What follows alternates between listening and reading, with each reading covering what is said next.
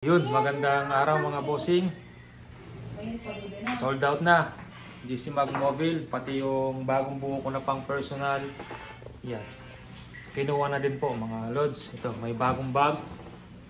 Ang bag na to ay 24 inch lang siya, yung haba niya mga bossing. Yan, kinuha na po. Pakita natin kay sir. Kahit hindi na natin vlog kung gaano kaganda yung groupings. May sinenta kong video kay sir. May binaril akong siguro mga 50 to 60 meters. May binaril ako na maliit na bagay. Yan, tumama. Dito nakalagay yung silencer.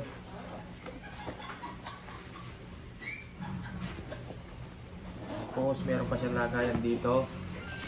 Dito meron din.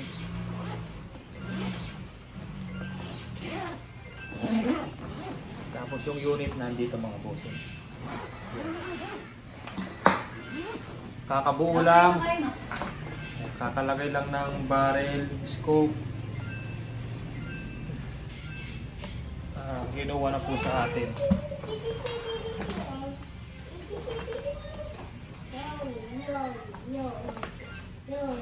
Yan, ito po unit niya sir.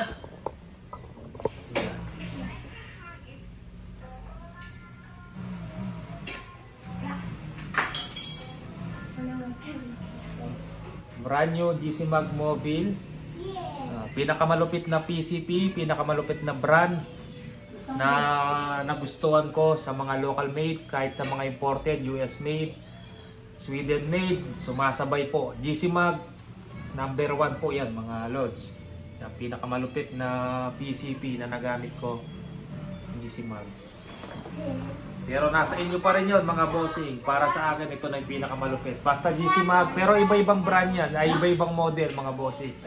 Merong Classic, V1, V2, Magnum, Magnum Gen 2, at ito Mobile. Yan.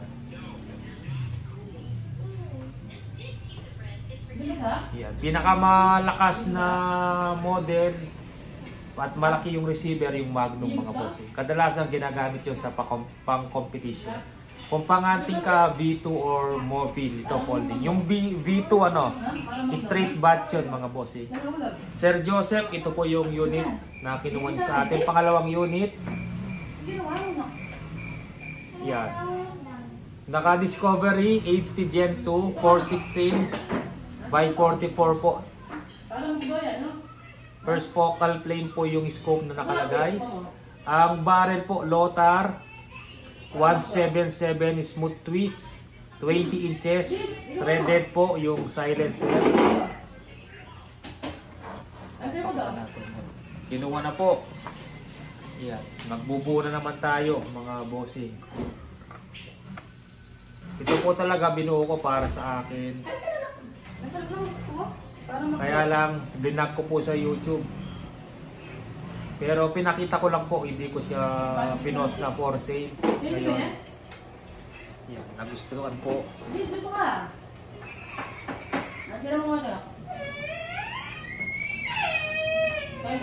Pangalawang unit na kinuha sa atin ni Sir. Ito yung unang unit, hindi pa tapos. Lalagyan ko pa ng shrouded.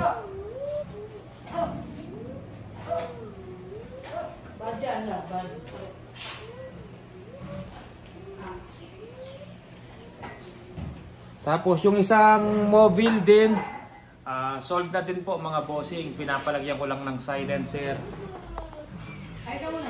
May knockdown na po, pinareserve na po. Pag natapos yung silencer, meet-up po kami sa SM Pampanga.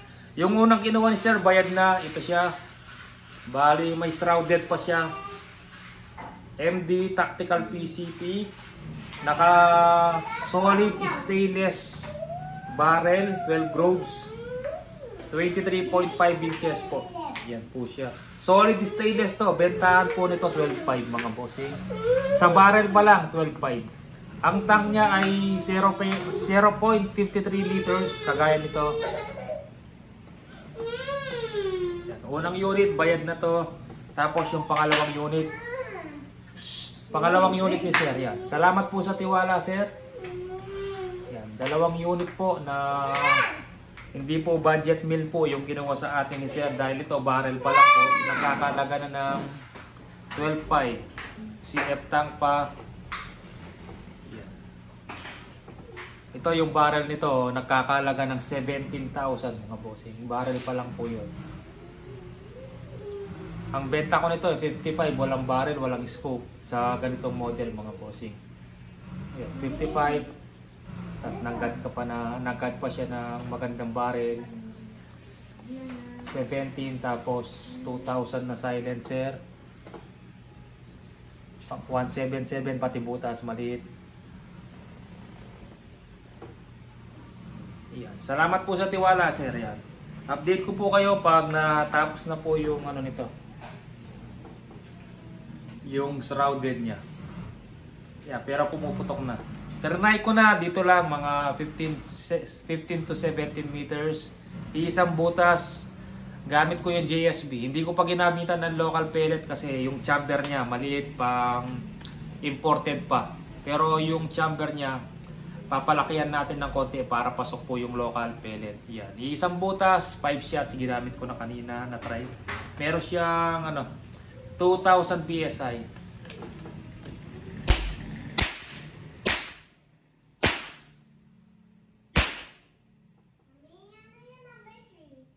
Tapos i-tune natin, i-chrono natin, ito siguro.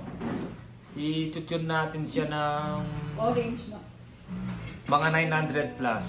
Hey. Pang malakasan. Ito siguro, nakatune to 850 lang kasi panganting. Orange. Ito, purple. Sige po, mga bossing. Sir Joseph, marami po salamat sa tiwala. Update ko na lang po kayo pag natapos to. Tapos pwede na natin padala. I-vlog natin, pakita natin yung groupings dun sa likod. Ilayo natin konti yung target para po mas okay. Tapos i-tune natin mga 900 FPS. Ito, dito,